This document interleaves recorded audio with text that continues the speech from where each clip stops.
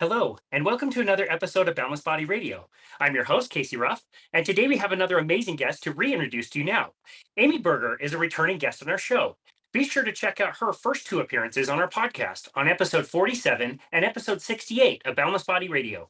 Amy Berger is a U.S. Air Force veteran and certified nutrition specialist who specializes in using low carbohydrate and ketogenic nutrition to help people reclaim their vitality through eating delicious foods and showing them that getting well doesn't require starvation, deprivation, or living at the gym. She blogs at www.toitnutrition.com, where she writes about a wide range of health and nutrition-related topics. She has written several books, including The Alzheimer's Antidote, The Stall Slayer, which we will be discussing today, and her latest book, End Your Carb Confusion, which she wrote with Dr. Eric Westman. She's an international speaker on low-carb and ketogenic nutrition, has authored several peer-reviewed journal articles, and serves on the review committee for the certification examination for nutrition specialists. Amy Berger, what an absolute honor it is to welcome you back to Boundless Body Radio. Thank you. Happy to be here again. Happy to have you. You are somebody that I followed in this space for a very, very long time. Definitely very influential in my learning and understanding of low carbohydrate diets. And we've talked about this before, but I have to bring it up every time.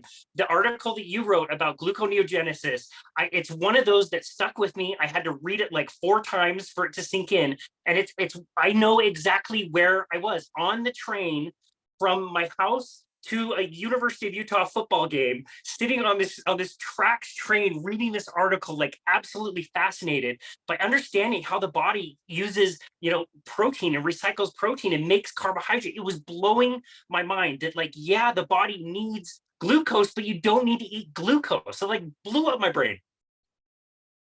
Well, I'm glad it was that memorable. I haven't written a blog post in a long time, but I think I used to be well known for very, very long posts. And that's a good example, but I do think it's really informative for people to go through it. So it definitely really helped my understanding. So I very much appreciate that about you. As we mentioned in the introduction, we're going to be talking a little bit about The Stall Slayer today, one of your books. That's wonderful. I love it, by the way. But before we do, there's been a bit of kind of a conundrum coming up in Alzheimer's research that I would love to talk about. Something came out in the last few weeks, fraud and all kinds of different collusions, it looks like, and involved with Alzheimer's research, which I know you're very much into. So I'm wondering if you know much about that and can comment on that. Yeah, there was some big buzz several weeks ago where some of the initial research that was done on amyloid, these amyloid plaques, and Alzheimer's disease was revealed to be totally fraudulent. And to be completely honest with you and your listeners and viewers, I didn't really read a lot of the articles where they were exposing this fraud, because my stance all along, and I wrote my book, The Alzheimer's Antidote, over 5 years ago. It was published in March 2017. I can't believe it, but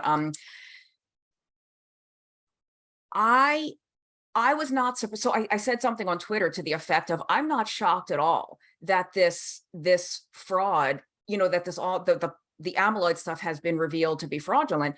I'm much more surprised that the amyloid hypothesis ever gained as much traction as it did, because when you look at the molecular mechanisms of the amyloid buildup versus people who don't have a lot of amyloid buildup, amyloid is so very clearly not the cause of Alzheimer's and never was.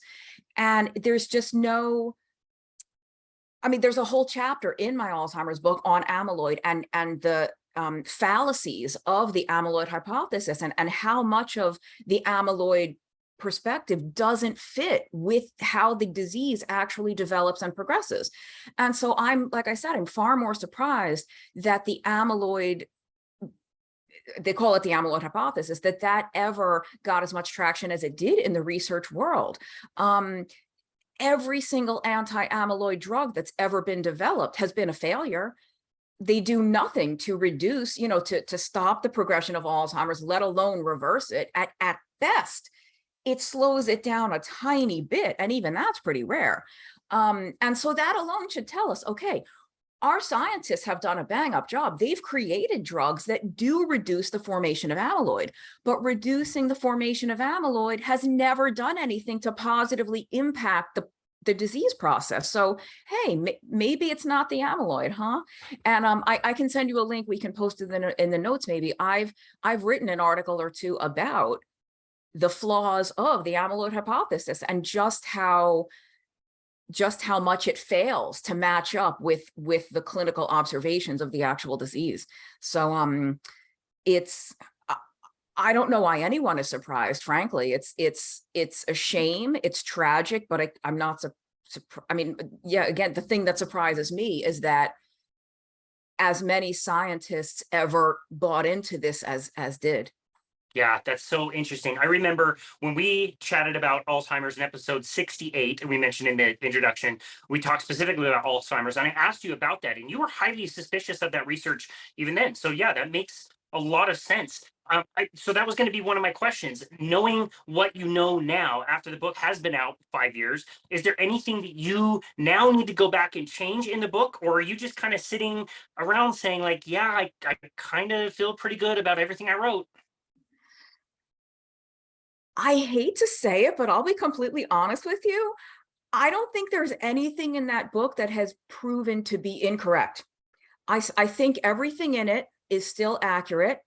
If anything, the research that has been done since it was published only confirms that much more what I initially said. The connections between, systemic insulin resistance, glucose intolerance, diabetes, metabolic syndrome as massive risk factors for cognitive decline.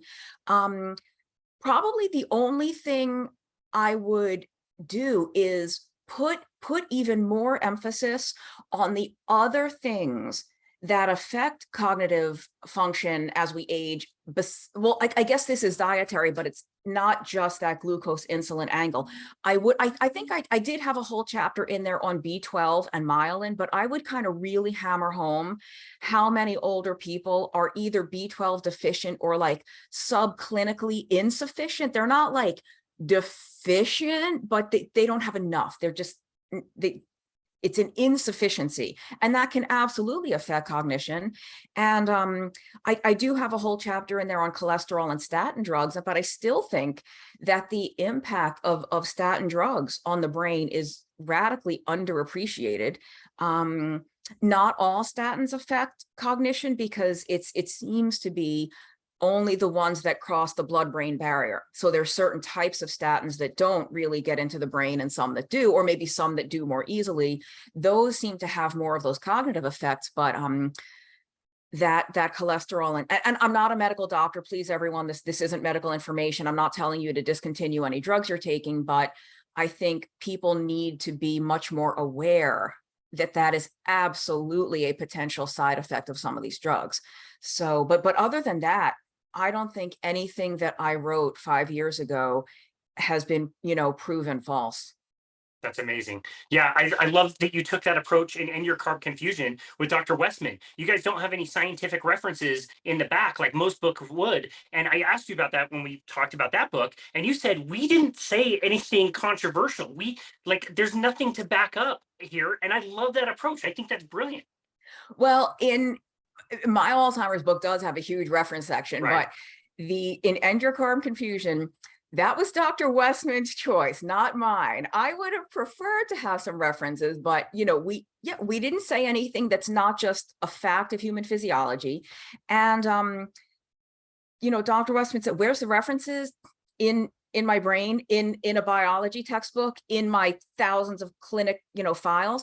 And I think the reason that he said that is because that's what Dr. Robert Atkins said to him in 1998 when he was a young doctor and he wanted to learn about this. He visited Dr. Atkins at his clinic, and Dr. Westman's a researcher first and foremost, and he said, "Well, where's the studies? Like, how come there's no studies on this?" And Dr. Atkins said, "Why would I do a study? I know what would happen. Look at all the files, like his file cabinet or whatever. I've treated thousands of patients for 30 years. I don't need a study." And I think Dr. Westman disagreed, and he did studies, but I think that's how he feels at this point.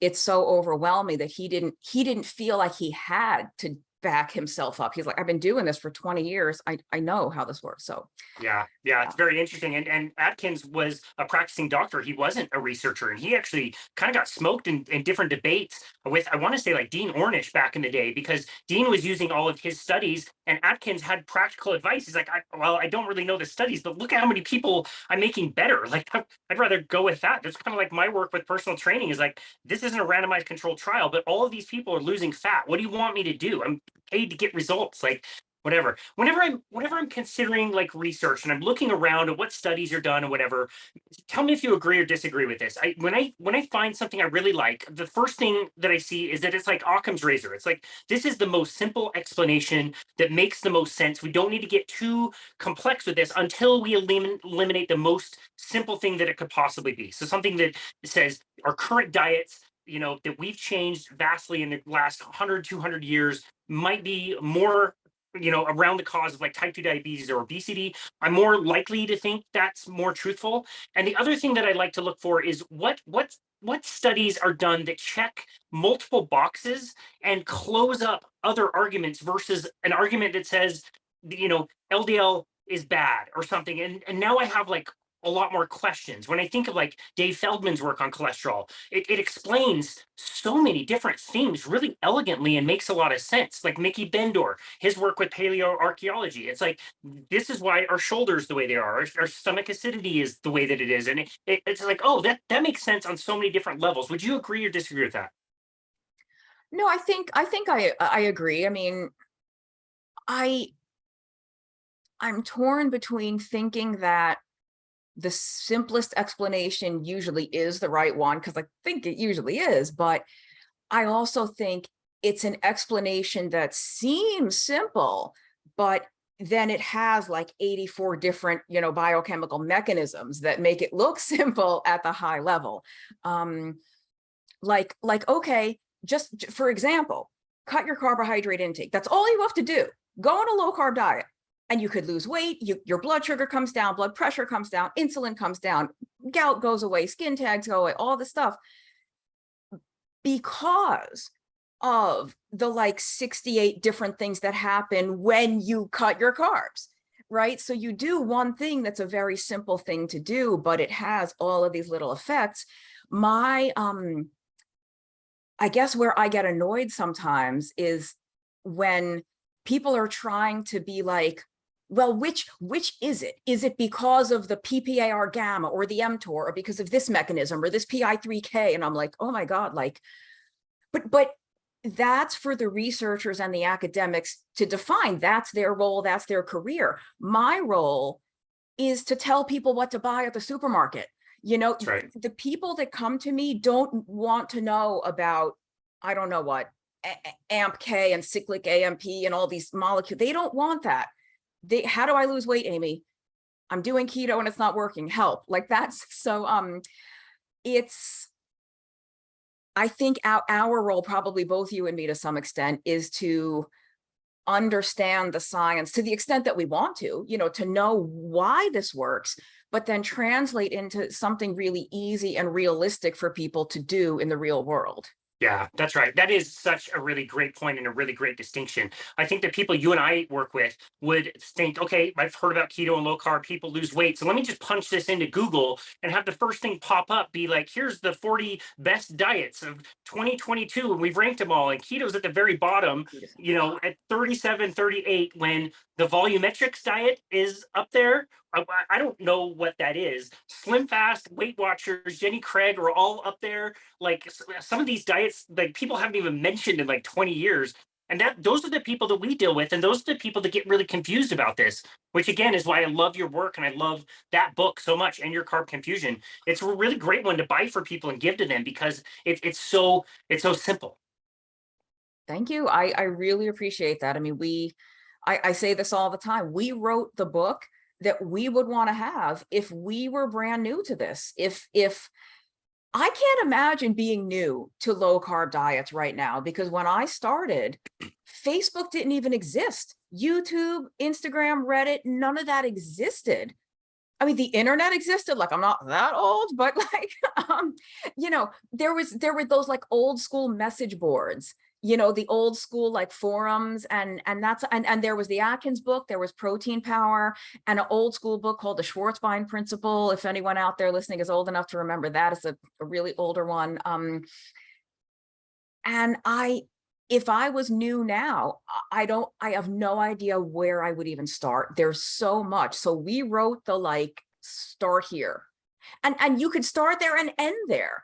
You don't need anything else, but that's a place to start. And then if you want later on to like pull all the bells and whistles into other different approaches, fine. But if you're brand new and you are like, this keto thing, it's so crazy. We tried to write a book that would cut right to the the kernels of truth. Definitely accomplished that. You definitely accomplished that. It is a great book and one that I highly recommend.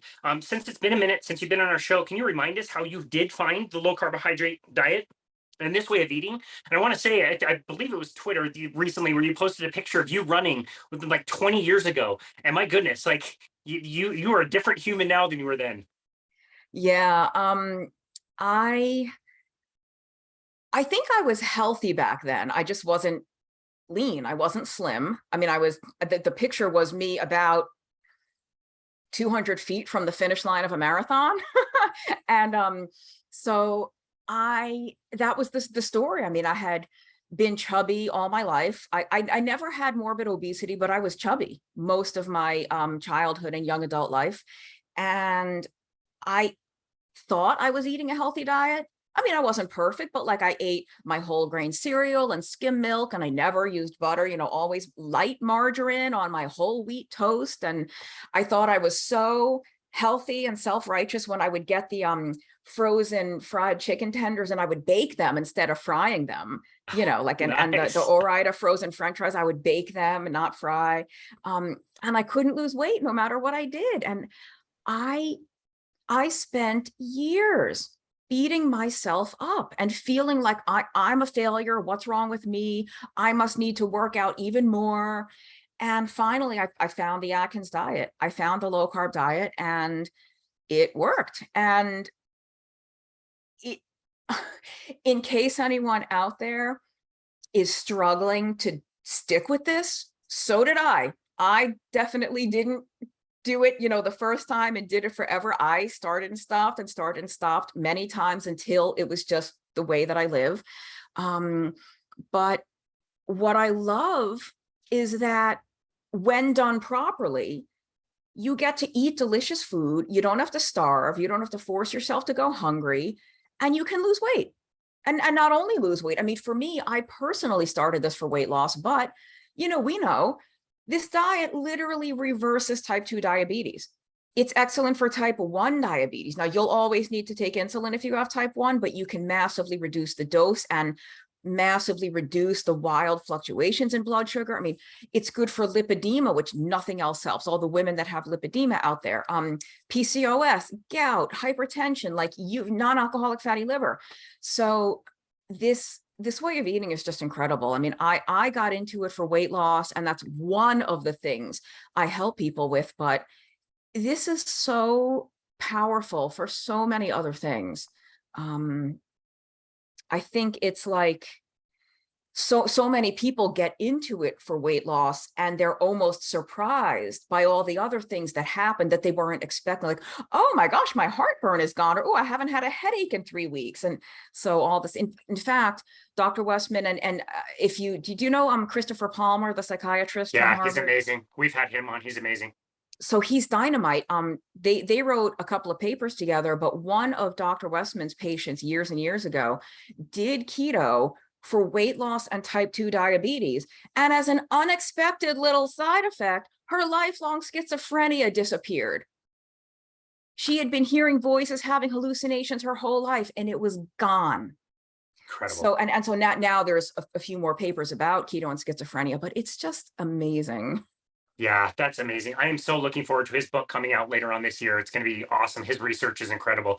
And yeah, you're right. Like the number of stories we've heard about weird rashes I used to get, or my hands used to always crack and now they don't, and my skin is better and now I get a tan, and all these crazy stories that people don't expect. You're right. It's almost like expected now. I just started with somebody new this week, and they were telling me how they couldn't go more than like 2 or 3 hours without food and a snack. And I was just like, I want you to text me the first time you forget to eat. You're going to have a time that you think is impossible now in the next week or 2 or 3 where you're going to forget about eating. Text me when that happens, because you almost take it for granted. If you've been, in this world for a while, living an awesome life and skipping meals if you want, and like eating what, like you said, delicious food, you forget what your life was like. It was absolutely miserable. I would never go back.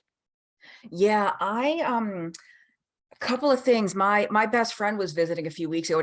My best friend of over 35 years. I love her, but she's a carb eater. Now she's very, very slim and healthy, but she gets hungry fairly often.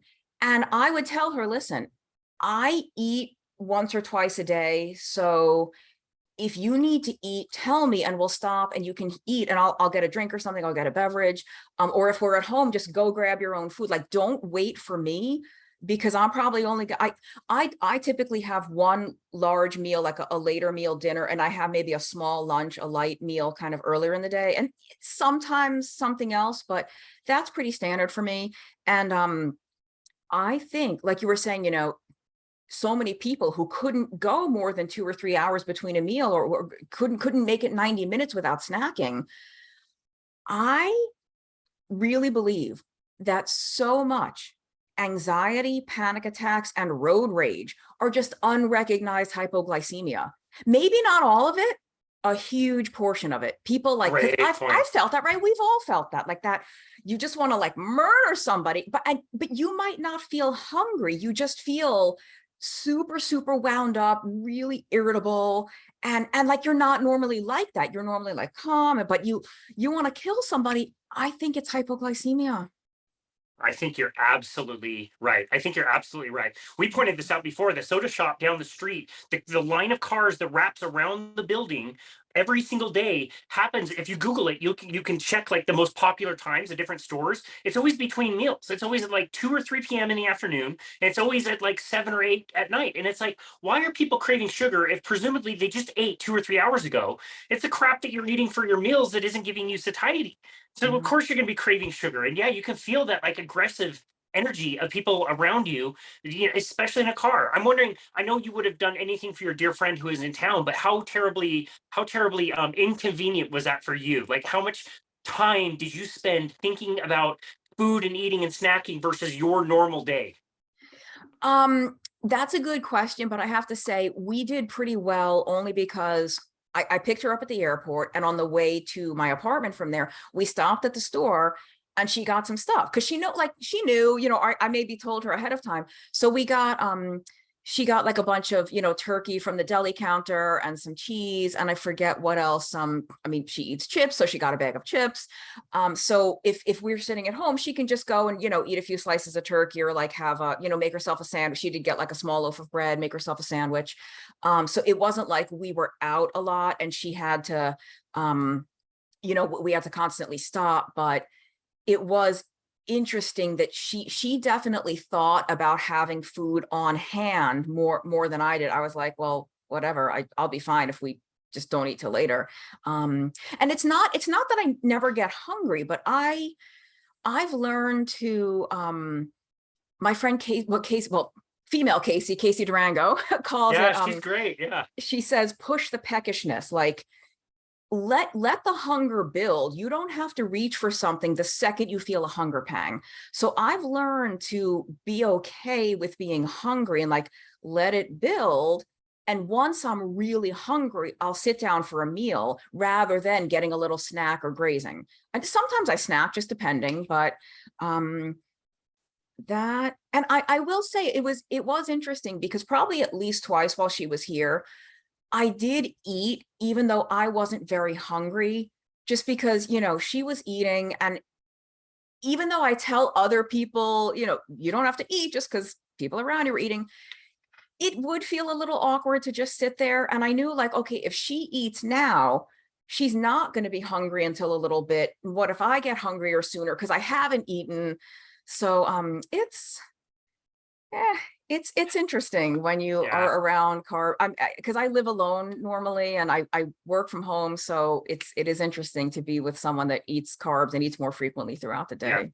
You just totally take it for granted what life was like before finding all this. And I'm kind of like you, like I wasn't seeking low carbohydrate diets or ketogenic diets in what I was doing in my profession, training people and doing nutrition coaching. But I found something that worked really well for a great majority of people. In fact, to even say a majority, it really worked for everybody that did it correctly. I can feel pretty confident saying that today. And we were kind of talking offline about this weight loss contest that we were forced to do as a company and how we changed it over time. We just gave people low carbohydrate meal plans. And with that, we would do some seminars to kind of help people understand. So the opening seminar, when somebody would sign up for the 60-day challenge, we would, tell them what this was, why we were doing something different than everybody else. And, just trust the process for now. We're going to give you some meal plans. Eat these until you're really full. Feed them to your family. They're great. They're simple. And they were low carbohydrate. And anyway, that ended up working pretty well.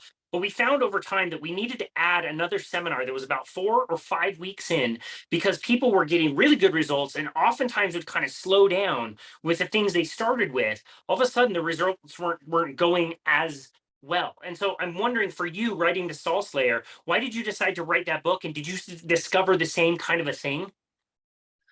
Um, yeah, I guess I saw a little less of that. I think for me, it was more people that were doing low carb or keto diets, or what they thought was a low carb or keto diet. So that's part of the issue there too. They thought they were doing keto, but it never really worked all that well. They either never lost a bunch of weight, or all the other good things that were supposed to happen weren't happening, or people did really well at first, but then kind of like you said, oh, it's not working anymore. Like what just happened? And it doesn't have to be that way. I think with a few simple tweaks, it's, I hate the word easy, because sometimes it's not easy to break a fat loss stall or to make a change. But I think there are some like very basic things that you can look at that probably will get things moving. And if they don't, then you just have to dig even further. Yeah, so simple not being the same thing as easy. There's a few things you can follow. Yeah, I totally agree with that. Yeah. So first of all, how would you define a stall? And I want to kind of make a caveat to that too, because a lot of people, they say they want weight loss and they have a scale, but they actually don't want weight loss. They want fat loss, and a scale is the wrong tool. They're telling you whether you're losing fat, if that's the case, unless it's doing something like measuring your skeletal muscle mass and measuring your body fat percentage. So tell us a little bit about, whether or not scale is a good tool or not. Yeah. Oh, you are speaking my language. The book, everyone, is called The Stall Slayer. You can get it at stallslayer.com. It's a PDF, or, well, you can also get it on Amazon as a paperback or a Kindle version if you want those. But yeah, the first of all, when people talk about a stall, that's not like, oh, it's been 3 days and I haven't lost any weight. No, we're talking about several weeks or months where not only has there been no change to your actual weight, but your measurements aren't changing. Like, here's the thing, people. If your scale weight hasn't changed much, but you've just gone to the next notch on your belt, or like your skirt is falling off, guess what? You're not stalled. Like Casey brought up, like you brought, because I'm talking to the audience, you brought up the most important point. We don't want to lose weight. We want to feel good in our skin. We want to look good. We want to wear the clothes we want to wear, or we want to, fit into the clothes we want to wear, kind of thing. And it is entirely possible to have no change on the scale, or very little, but have a pretty dramatic change in your size and shape. And women have such a hard time wrapping their brain around this. They're so tethered to the number on the scale. And I cannot tell you, I mean, you probably see this even more than I do as a trainer, because your people are putting on muscle with you. How many women come back to me and say, well, I'm not losing weight, but I'm down a size. Well, who cares about the scale then, But yeah, it's that body composition is so important, because people, they think they think they're stalled, but they're not. Because if your size and shape are changing, then even if you're not losing weight, you are not in a stall with regard to your body changing. Yeah, totally. And there's a lot that goes into that. Like most people just talk about fat and they talk about muscle, but we're talking also about bone density or the strength of your connective tissue. Like there's a lot to lean mass that includes muscle, but goes above and beyond that. And you want those benefits. You want really strong bones. And when you start eating the right way, that's something that happens. Yeah, I don't know if I've shared this story or not on your podcast before, or maybe I don't know if you've ever had Megan Ramos on from the fasting method, but she told a story once where they were working with a lady, and I think she was on like a low carb diet. I don't know if it was strict keto or not, but she was on a low carb diet. She was exercising. I think she was lifting weights or something. She was basically doing all the right things. She had a coach. Like she really was faithful to the program. She was really doing it honestly. And she was gaining weight and she was so upset. She was horrified. And Megan said to her, all right, look, let's get a DEXA scan. Let's see what's really going on here. Let's measure the body comp. Turns out previously the woman had had either osteoporosis or osteopenia, and she had gained substantial bone mass. So yes, she had gained weight, but she gained critical needed bone mass. Like she didn't gain fat. That's, people don't appreciate that the number they see on the scale is not your body fat. It's the sum total of everything in your, like you said, the bones, the muscle, the connective tissue, the organs, every single thing inside you. So it's your mass pressing against the earth, and that's like, it's your gravity. And this is why, you in the art and science of low carbohydrate living, one of the best books out there, in my opinion, by, you got it right there, by Doctors Finney and Volek. Well, it's the other one, the first one, the art and science living. This one is performance, yeah. But their other companion book, they said something like the human body fluctuates and regulates fluid balance up and down as much as 1 to 2 pounds a day. So they said we live in like a 4-pound wide gray zone. So you could just be holding on to water to the tune of 2 or 3 or 4 pounds from day to day. And people freak out about this. I'm like, if you weighed something one day and woke up and you're 3 pounds heavier the next day, that doesn't mean you gained 3 pounds of fat. You're probably just holding on to water for any number. For women, it's the cycle. I know when it's humid out, like that's my window there, I have rings that sometimes like fall off me, that when it's humid out, I can't even get them on because my fingers swell up so bad. Yeah. So yeah, totally.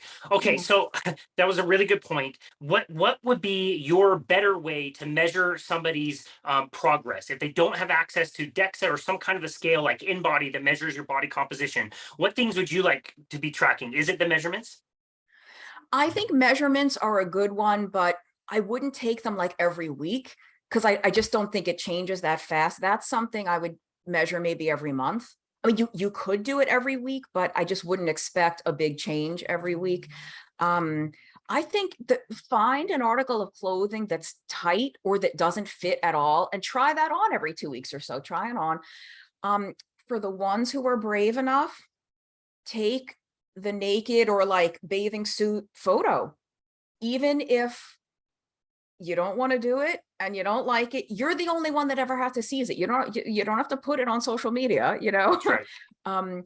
I think sometimes those changes say more than the scale does. Like you can see it more so than the number that changes. Yeah, especially as the inflammation is coming down. I think it's really apparent when you see before and after pictures. It's kind of like around the face and the neck and kind of along the The sides face is a big visually. one. Yeah, Yeah. totally. But yeah, I think measurements are probably the best way to go. Yeah, I agree. I agree with both of those. I think both of those are really wonderful and easy and accessible ways that people can track that. Okay, so we might have a little bit of crossover here with End Your Carb Confusion, but when somebody is considering getting started on a low carbohydrate diet, what are your priorities? What things do you say, this is the most important for right now? There's no stall, you haven't started yet, but what are you seeking to accomplish in the beginning? So it depends on where somebody is starting from. most people who ever come to see me are already doing a low carb or keto diet and just need help. But if somebody's brand new, there's two ways to go, and it just depends on what they want to do. I prefer the rip the Band-Aid off method. Just get rid of all the carbs, the starch, the sugar, all of it. Just go into a very strict low carb or keto diet, because that's the quickest way to get rid of the cravings and to start your body transitioning over to burning mostly fat, is to just do like that cold turkey kind of thing. Some people just can't do that. You know, they try and they go back, and they try and they go back. So, all right, let's do it more gradually. And maybe that will be easier for them to stick to. So some people, it'll be like, all right, let's cut out, you know, for the first week or two, let's say no pasta and no bread. Still have your potatoes, your rice, your fruit, whatever, just no pasta and no bread. 2 weeks later, let's take out something else, potatoes and corn, or, you know, something like every couple of weeks, you pull a few more things out, and then they eventually land at very low carb or keto, but the process was more gradual. And for some people, that makes it more doable. They just are not, every time they try to go 100%, it just fails every time. Yeah, that's a good point. I think it's really important to understand which one of those two things you fall into. I'm from doing this for a long time. Like, my nutrition coaching certification is a lot of like behavioral type coaching, and it's a lot of like addressing emotions and behavior changes and things like that. And I understand that. I know that's a tool that needs to be used, but I can say, just in my own experience, it seems like the more you get into the kind of emotional side of things, I think it's harder. I think it's harder for people to actually make any progress. To me, I'm kind of with you. I think it's more mechanical. I think, like, if you want to stop smoking, you don't put a cigarette in your mouth. We can talk about it, like, if we need 6 months or a year or 2 years of like therapy sessions to address it in your childhood, like, yeah, but at the end of the day, you don't put a cigarette in your mouth. I'm kind of with you. I wish more people would just do it. At the end of the day, you have to do it. I agree. And I definitely, I prefer that method, because doing it gradually just sort of perpetuates the addiction. And because a lot of it is addiction, not all of it, but like, anyone who thinks sugar is not addictive has just not tried to give it up, or has not seen someone who is addicted try to give it up, That's right. And I think that, like,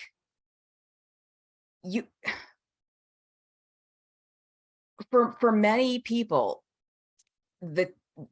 eating the sweet stuff just makes you crave more and more. And the way to stop craving it is to stop doing it. And it is going to be rough for a day or two. It's going to be rough. You're going to have a toddler in your brain screaming out with a little tantrum, and you just have to shut him or her up. And the way you shut him up is with bacon, by the way. No, yes. If you're kosher, you shut him up with beef or something. I don't know. But I just think, we say in End Your Carb Confusion something about, like, when you feed the craving beast, it doesn't get satisfied. It's not satisfied and then it goes away. It keeps coming back to ask for more. So the way to starve it and make it go away is to not feed it, is to kill it by starving it, or not. You know what I mean? Like, it just, I just think that is harder. Like, it just, because it is, the psychological aspect of it and the emotional aspect is really important, but I think a lot of psychological and emotional is mistaken with the biological. It is an actual biological thing when your brain is crying out for sugar, when you're, because all that lights up all the dopamine and serotonin circuitry. That's not a lie. That's not fiction. Like, your body, physiologically, you want it. You have to break that dependence, just like with cocaine or heroin. And I'm not comparing the two. I'm not one of those that's going to say, like, a sugar addiction is as bad as heroin. I really don't think it is, but maybe it is for some people. But some of that reward circuitry is the same, and you can't, doing it gradually just prolongs that. I really, and I think one of the things I hear the most, and you probably do too, again, not from everybody, but when you do that sort of like overnight, just jump in process, people are amazed at how quickly the cravings do go away and how easy it is. Again, maybe not on day 1 or day 2, but pretty quickly. You just don't Yeah. really need it. Yeah, no, I agree with you. I think your brain will function better anyway, and the tail end of it, and so you can address psychological issues when your brain's on keto. So that will go a lot easier. And you're right. I think of it almost like Mark Manson's writing of like fault and responsibility. Like, yeah, it's not your fault. This is a system that is very strong and powerful and is set up to make you be very, very hungry all the time and addicted to delicious bright colored foods at the grocery store. If and that's suggesting you're not grub hubbing 3 meals a day. But now it's your responsibility. Now it is your responsibility. It wasn't your fault, but you need to take ownership here. And I'm sorry, but I don't see a lot of that happening. Yeah. Yeah. Well, there is a lot of addiction, and the kinds of food that cause the most problems are very, very cheap compared to other stuff that, things that don't cause those problems. So it's hard. But I think you and I both are very understanding and empathetic. Like there's no blame. There's no, it's not easy. It's not easy to, go against the grain, literally and figuratively. But, if you're thinking, well, I just want to be like everyone else gets to eat these. Well, everyone else is really sick. They're sick. Have you looked around lately? Like, do you really want to eat like everybody else does? Yeah, that's right. So, That's right. No, I so much agree with that, and I really appreciate that. So okay, so somebody starts on the low carbohydrate diet. Let's say they're seeing good progress, and all of a sudden that progress is kind of slowing down. This is a time where I think it's really nice to diagnose a few things. Stall Slayer, how do we get past this? We mentioned some really basic things that you can do. What are some of those basic things in your mind? well, when someone's on a low carb or ketogenic diet specifically, there's the two first things I look for are too many carbs. Like, have they gotten a little complacent about the carb intake? Maybe they just don't realize, like, ooh, I'm back to eating a lot more carbohydrate than I realized. And then the other is the fat. And nobody likes to hear that. But if you're having a hard time losing body fat on a low carb or keto diet, then your fat from your food is not unlimited. I hate when people say keto is a high fat diet. Now, maybe it is for epilepsy. Maybe there are certain like medical applications where keto, you do have to have a particular ratio or something. For weight loss or diabetes and stuff like that, keto is not a high fat diet. What it really is a very low carb diet. You don't have to be like melting butter on everything and melting cheese on everything and having your macros and your percentages. Those are the two biggest things that I see happen are too many carbs and too much fat. So Yeah. that's what I look at first. Yeah, those are two of the things that are very, very high up on my list. I like how Dr. Gary Fettke told us that he defines it now, where he calls it just healthy fat, not high fat, low Yeah. carbohydrate. And I thought that was Yeah. totally fair. And it's hard for people to understand because initially, like when somebody starts on low carb, I am totally fine with you eating a lot of high fat things. Like if you want to do the fat bombs, if you want to do tons of butter in the coffee, if you can, eat tons of eggs and cook in lots and lots of butter, like that's fine for me for now. If I can make you get really satiated and help you lose interest in the sugary carbohydrates, but that's a lever that has to come down eventually. And I remember, I never forget this. A client texted me one day early on when we were learning about this, and she was like, "Yeah, last night I was under my fat macros, so I drank like 4 ounces of olive oil." And I was like, something might be might be wrong with that." With the carbohydrates too, you did mention like a lack of complacency, like a strictness initially, and then they kind of creep in. I wonder if you would agree with this. I think of it almost as two ways. Low carbohydrate could be a low amount of carbohydrates, but if that's like you're having like a Jolly Rancher like every 30 minutes, and it's a low amount of carbohydrates, but it's really frequent, and you're sending that carbohydrate signal too frequently, I think that can be just as much of a problem, if not more. Oh, that's huge. I don't see too many people doing that, but it's more like people are, and first of all, I totally agree with you about if somebody's brand new to this, or if they need a reset, if they're like kind of all over the map and they're trying to really get back to basics.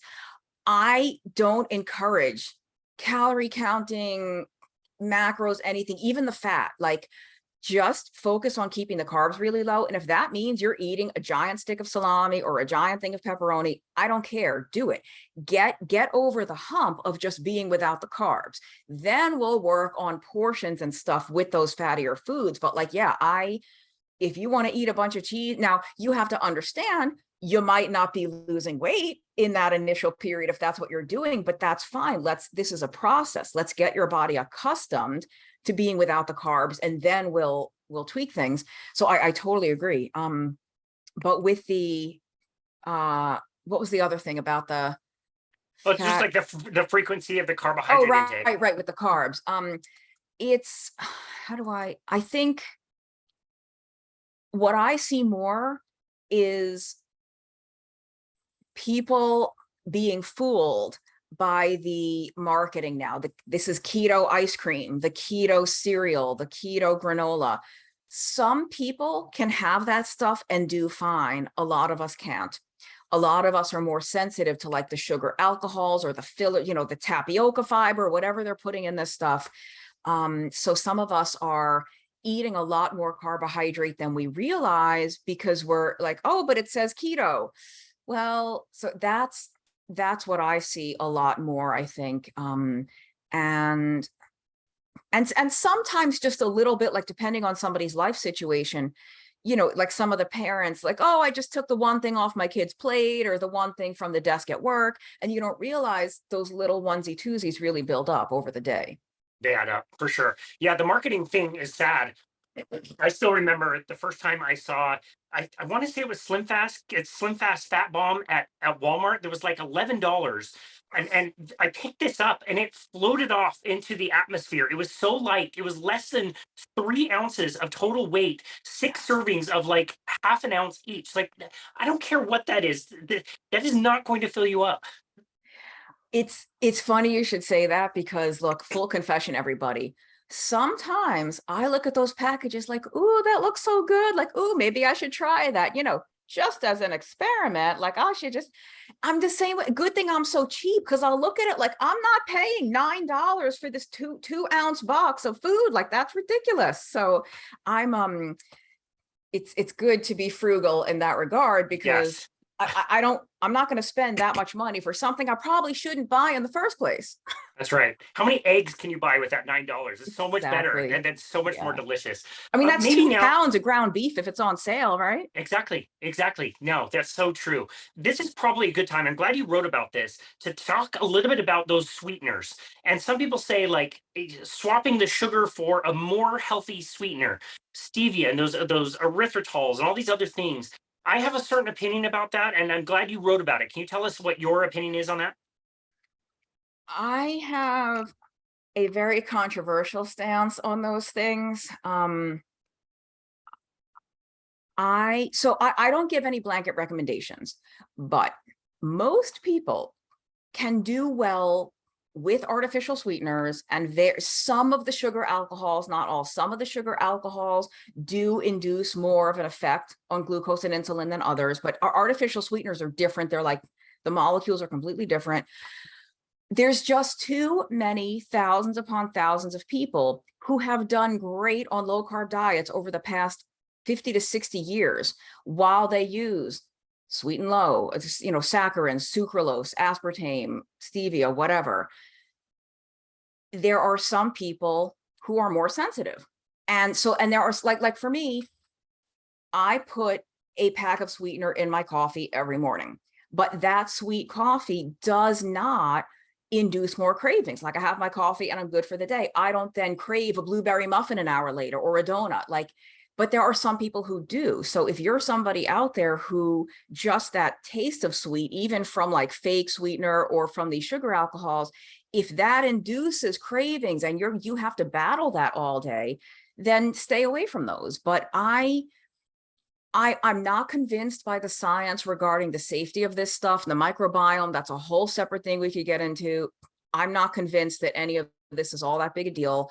And that stuff, the fear mongering against this stuff is just going to be a deal breaker for some people to even try this. Like if you tell me, okay, not only do I have to now give up my bread and my bagel, my pasta, my rice, my fruit, and I can't have diet soda, and I can't have Splenda in my coffee, and I can't have a sugar-free thing. They're not even going to try this.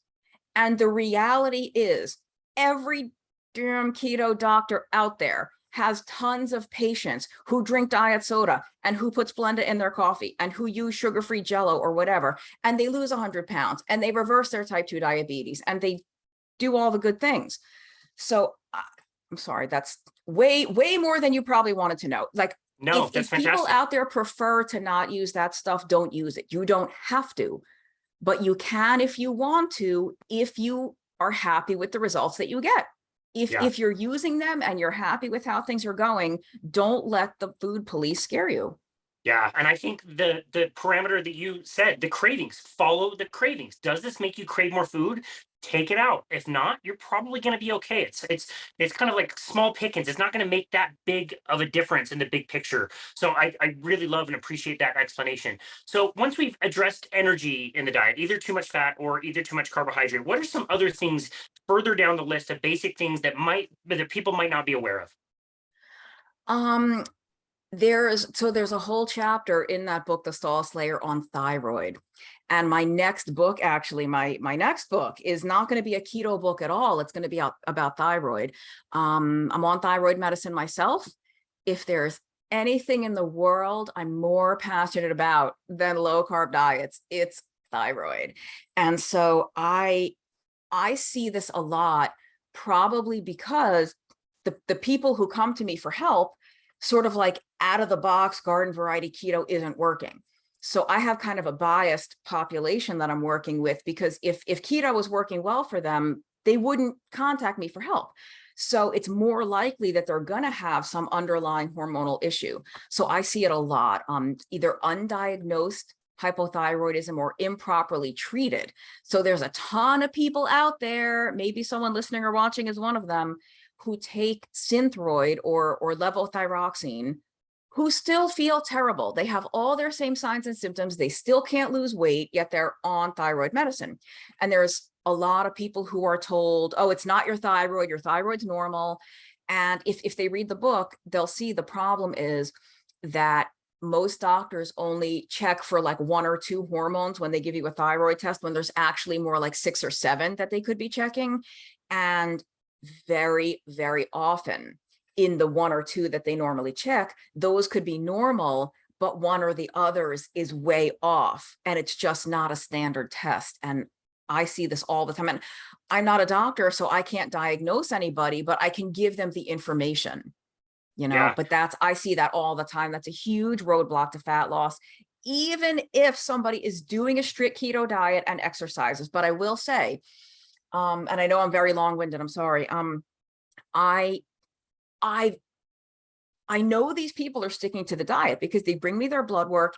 Everything looks good, right? Glucose and insulin are low, triglycerides are low, the HDL is high, everything looks good. They just can't lose weight. Mm. Very often the total cholesterol and LDL are elevated because that comes potentially from low thyroid. So when I see a pattern like that, then I either suspect thyroid or they already know and they're on that levothyroxine and it's not working. That's so interesting. I'm wondering. I've heard this story before, and I think there's a lot to it for sure. When you're trying to get the right markers measured, is it terribly difficult for people to go to their doctor and say what things they want? I've heard that can be a huge hurdle. Unfortunately, most of the time with thyroid, it's a battle. And hopefully my thyroid book, it's not going to be out till sometime next year, unfortunately, but hopefully that is going to change some minds in the medical world about this. But it is very difficult. They just weren't trained in this. And even God bless them, even some endocrinologists who should be the specialists in this were trained in a very, very old, outdated paradigm. And the good news is in the US, this doesn't hold for other countries, but in the US, you can order your own labs, almost anything you want, without a doctor, except in New York, New Jersey, and Rhode Island. Any Wow. other state, there are several different websites where you can do your own labs. You can get a complete thyroid panel, and it's not even that pricey. It's worth every penny. The struggle then is once you have the test results to get your doctor to give you the right medication if you need some. It's still a battle, but the testing, at least, you might be able to get done regardless of your doctor. Yeah, that's good. Okay. Well, thank you for that. We're very much looking forward to your book. It seems to be a very complicated topic, and the more I learn about it, the more I don't know why this surprises me, but the more I learn that I know nothing about it, absolutely nothing. And so we really appreciate all that research. Anything else as far as breaking through a stall? Anything else that you find is like a kind of usual suspect? Yeah, so I guess going along with the fat, the sort of overdoing the fat, for some people, and I don't want to like scare anyone, some people seem to do well when they either cut out dairy or just cut out cheese. I'm gonna ask. And there's a lot of people out there who would say that it's something inherent to dairy itself, whether it's like inflammatory peptides or who knows what. I don't know whether that's the bigger factor or just, we all hate the C word, but the calories. If you stop eating cheese and you had previously been like binging on cheese, or, like having a big old block of cheese every couple of days, or the heavy cream is another big one. Or butter. And if you cut all of that out, well, was it the dairy itself, or was it just that total amount of fat adding up? So and nuts. I mean, oh my gosh, who couldn't pack away a whole bag of nuts Totally. and not even be full, right? So, those are two easy things, like nuts and cheese, to either eliminate altogether, or one of the suggestions I give people is to use them as a garnish. Like don't sit down and make cheese your snack or meal. Like put a slice of cheese on a burger patty, sprinkle some cheese on your salad or on your chili or tacos or whatever. Don't make it the main event. Same thing with nuts. Like, do not be sitting on the couch with the bag of almonds from Trader Joe's, because you will be sorry. Yeah, hand to mouth syndrome. If put some chopped nuts on your salad, sprinkle some on whatever as a garnish. Don't make nuts your meal, but for the people out there that are eating nuts and cheese and you're doing great, keep eating nuts and cheese. Like That's right. Only if you think they're a problem for you, but those are like the two biggest, I think. Yeah, I think so too. Again, we should point out for the listener, like we are talking about a specific context here. So if these things are working for you, don't change anything. Keep going. Like we're talking about the people that this is currently not working for. And those are foods that are on a short list that I agree. Nuts and seeds, I think, can be okay initially, but over time probably need to reduce. The dairy and the cheese thing, I think, is another one. I think certain fruits, especially if you're like tracking apple in MyFitnessPal and you're eating 2 a day, but they're like softball size apples, when MyFitnessPal thinks it's maybe like a normal size apple. Those types of things I tend to get really suspicious of over time. Yeah. And there's one biggie that I almost forgot about. Like when, what I look at for a stall is meal timing. But everybody, please hear me out. I'm not talking about intermittent fasting or time restricted eating. I mean more like eating by the clock. Oh, it's breakfast time to eat. It's lunchtime. Where are you eating because you're just accustomed to eating at that time of day, or are you actually hungry? Like there are people, so Dr. Westman and I talk about in End Your Carb Confusion, nobody has to do any kind of fasting, whether extended or intermittent, eating windows. No, but most people end up skipping a meal here and there just because they're not hungry. They're not deliberately withholding food. They're not, oh, I'm not allowed to eat until 4 p.m. It's just, I'm simply not hungry. So even though it's lunchtime at my office or my kid is having lunch, I don't have to eat just because it's lunchtime if I'm not hungry. And that I do see that a lot. People are just so used to having 3 meals a day or snacks. And that one of the first questions I ask if somebody gives me a food log and there's breakfast, lunch, dinner, and it's fine to eat 3 meals, like that's totally fine. But I ask, are you actually hungry for 3 meals a day, or are you eating that because you think you're supposed to? Yeah. That's a big one, I think. Huge one. Yeah, huge one. And this is why I won't talk to really anybody about any kind of time restricted eating until they are more accustomed to a low carbohydrate diet. Because if you tell somebody on the street, you're going to have to fast for 4 hours, like good luck. Like people can't go a very short amount of time without taking in food if you're eating a standard American diet. But once you do this for a little while, that starts to open up as an option. And Yeah. I'm totally okay with anything really inside of 24 hours. I think is safe for most people. And I will sometimes tell people, like, if you want to see, pay attention to your hunger. And sure, you might even feel really hungry, but maybe like kick the can down the road 30 minutes. Like go on a walk for 30 minutes. If you're still hungry, go ahead and eat. But I think most people are really surprised to find that like that hunger kind of moves in a wave. It's not like you go twice the time and you're twice as hungry. You go 3 times the time, you're 3 times the hunger. It really just kind of comes and goes. And I think some people learn that, like, yeah, I thought I was hungry, but I either it was, a habit for me to eat breakfast at 9 a.m. or just I guess I got hungry, but now I'm not hungry anymore. Yeah, that's Jason Fong talks about that, like it ride the wave. Yeah, it's like you don't just get hungrier and hungrier and hungrier until you eat your arm or something. That's what I do myself. Like I was saying earlier, I'll start to get hungry, but I'll be like, well, I'm hungry, but I'll wait 30 minutes. I'll wait an hour. Or like, I am hungry, but I could wait 30 minutes if I could wait 2 hours if I had to.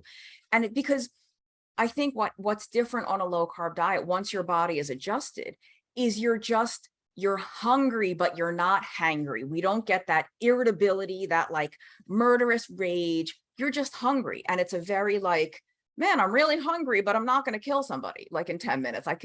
I'll just wait an hour and I'll eat. That's, I think, I don't know. It's almost like a pleasant feeling, like a very empty feeling in your stomach, but it's not, there's no urgency about it. It's just Yeah. like, oh, I'm really hungry. Yeah, yeah, totally. It's like feeling cold. You're just cold, and yeah, you'd rather not be cold, but it's just something that you feel and passes. And I notice the more I do this, that type of hunger is a type of like energy. You almost feel like that's a great time to do a workout because you're kind of like a little sharper than you normally would be. And I think that makes a lot of sense if we consider evolution and we get hungry, now it's time to go hunt and we need really good focus. So I think that's a really good point. When we're talking about that weight loss contest stuff that we used to do, I told you we did the seminars in the beginning, the middle. We also do one in the end, which is like, okay, this thing is over. Now you have to go live the rest of your life. How do you want to live the rest of your life? So how do you address that with people that have maybe gotten past that stall and now it's time to just go and live their life? Can they reintroduce carbohydrates? Is it a good idea to go, back to the standard American way of things? Like how do you transition people from we got you the fat loss that you wanted, now you're free to reintegrate into the world? What do you do? Yeah, this is a huge question because the the analogy I've started using more recently is losing the weight is only half the battle, or reversing your diabetes, reversing your PCOS, whatever you're doing this for. That's only half the battle. Keeping it off or maintaining your better health for life is the second half. And so the analogy I've been using is when people climb Mount Everest, a lot of people die in the process of climbing Mount Everest. A lot of people die. Most people don't die on the way up. They make it to the summit just fine. They die on the way back down. So That's don't right. become a statistic. Don't become a weight regain statistic. Like, you want to keep it off. You want to come down the mountain and get back home safely. So in End Your Carb Confusion, we have 3 levels of carbohydrate intake. And we talk, the first level is a very strict ketogenic diet. And then we talk about how, when, and why to start increasing your carbs if you want to. Not everybody has to, but if you want to, some people will either start increasing and eat a slightly higher carb diet all the time, and that's their normal thing. Some people might just like stay keto, 90% of the time, but at the birthday party, they do have the piece of cake, or at, their anniversary, they do go to the restaurant and order whatever they want. And I think that is fine, but it is a slippery slope. There's some people start out that way, and then that, once a month or once every 8 weeks thing becomes once a week, and then 3 times a week. And then before you know it, you've regained 20 pounds. So it's, you have to know how you're wired, whether or not you're gonna reintroduce more carbs at all, or how often. And I just think it's mental too, because if you are going to do this for life, whether keto, low carb, some variation of carbohydrate reduction, you are going to have special occasions. There are going to be parties. There are going to be holidays. How are you going to handle that? And if you choose to have whatever you want, choose it, but give yourself that permission. Don't do it. And then the next day, I can't believe I ate that. Oh my God, I ruined it. No, you're a grown adult. You made a choice to eat the donut or eat the wedding cake, eat whatever, and you just get right back to normal the next day. Don't let the one day or the one meal become like a 6-week bender. That's the risk there, really. Yeah, totally. Last time we talked about the holidays, and I love how you guys say it's a holiday. Make it a holiday, not a holiday 2 months. Like, yeah, if you look at the holidays, there's maybe 4 or 5 parties and big dinners you're going to. Those are individual meals. That isn't even a whole day. And if you treat those as such and allow yourself some grace and whatever you want to do there, but yes, get back on as soon as you can. I think that's wonderful advice. And so much of this conversation has come back to really get to know yourself. How are you going to react? I've seen it go both ways. I've seen some people able to moderate things a little bit better. And I've seen other people give away, several 100-pound weight losses because they gave in and they couldn't stop once they gave in. They worked so hard to get those sweet tastes out of their diet. They brought them back in and they went right back to where they were. So it's really, really tough, but I do think you're right. I think it's so important to know yourself and know which one of those 2 people you are. Yeah. I mean, I'll fully confess, I'm always honest with my clients and with people who follow me. I very rarely crave carbs anymore. I just, it's not a big deal. But once in a while, I see something and it's like, oh, and maybe twice a year, I eat ice cream. I get the real thing. I get the good stuff. I'm going to polish off the whole pint in probably 2 days. And then I don't do it again for 6 months, and I play the head games with myself too, but I've been eating low carb for so long. This is more normal for me than abnormal. So the ice cream, it's like a little blip on the radar. It barely registers. So, but I don't have diabetes. I'm not trying to lose 100 pounds. So, but yeah, it's not, I'm no longer in a place where that is a slippery slope for me. I can have the thing and then it's over. But not everybody, but I would rather do that than have the fake keto ice cream filled with all kinds of stuff. It's not even good. And it costs triple the price of the regular stuff, and have that like every week or every month. I'd rather have the good stuff, go hog wild on it 2 or 3 times a year, and that's it. Yeah, make it count. Don't waste it on a sleeve of Oreos. Have that good homemade cookie if you want it. Or do the real ice cream. I totally agree with that. Let it hit the spot because the other stuff will not. And I think that's wonderful advice. This has been such an amazing conversation. I really appreciate catching up with you. Where do you want people to go to find you and connect with you in your work?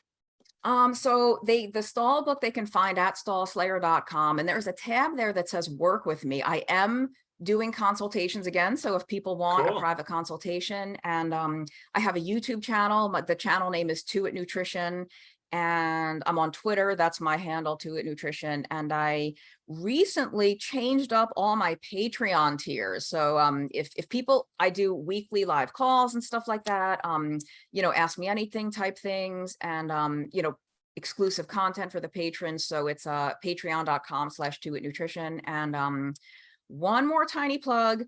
I do work with Dr. Westman where we make online courses. We have courses on keto, we have courses on cholesterol, there's one on sugar and food addiction, and that the website is really long. It's adaptyourlifeacademy.com. So Awesome. We will link to all of that in the show notes. Amy Berger, it is always such a pleasure to catch up with you. I always learn something new. We covered a lot of ground today, and I hope this is really helpful for the listeners. So thank you so very much for everything you do and taking the time to be on our show today. We really appreciate you. Sure. Thank you. Absolutely. And this has been another episode of Boundless Body Radio.